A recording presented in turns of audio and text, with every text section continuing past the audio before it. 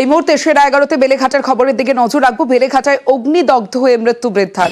আগুনে মৃত্যু হয়েছে বৃদ্ধার পোষ্যরও, যেমনটা আমরা জানতে পারছি। রাত 8টা নাগাদ এই ঘটনা ঘটে। আরো একবার জানিয়ে রাখি, বেলেঘাটায় অগ্নিদগ্ধ হয়ে মৃত্যু বৃদ্ধার। অনুপ রয়েছে আমার সঙ্গে। অনুপ আরো বিস্তারিত জানাবে। অনুপ, কিভাবে আগুন লাগলো, কি জানা যাচ্ছে?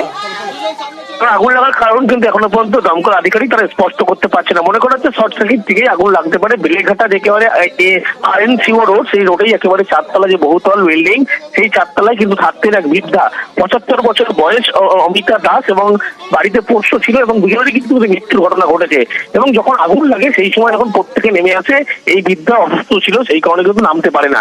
এবং যখনই নামতে না পারে, যখন 4তলায় আগুন লাগে, সেখানে কিন্তু একেবারে অগ্নিদগ্ধ অবস্থায় সেই বৃদ্ধার মৃত্যু হয়েছে। বাড়িতে একটি পোষ্য কুকুর ছিল, তারও মৃত্যুর ঘটনা ঘটেছে। পরবর্তী সময়ে ইতিমধ্যেই পুলিশের পক্ষ থেকে মৃতদেহ বের করা হয়েছে, উদ্ধার করা হয়েছে। দমকলের 3টি ইঞ্জিনের চেষ্টায় আগুন সম্পূর্ণ নিয়ন্ত্রণ সম্ভব হয়েছে, কিন্তু আগুন লাগার কারণ কি এখনো পর্যন্ত দমকল কর্মী তারা কিন্তু স্পষ্ট না করতে পারলো। প্রাথমিক অনুমান করছে শর্ট সার্কিট থেকে কিন্তু আগুন লাগতে পারে বলে, এমনটাই প্রাথমিক অনুমান। অবশ্যই বেশ।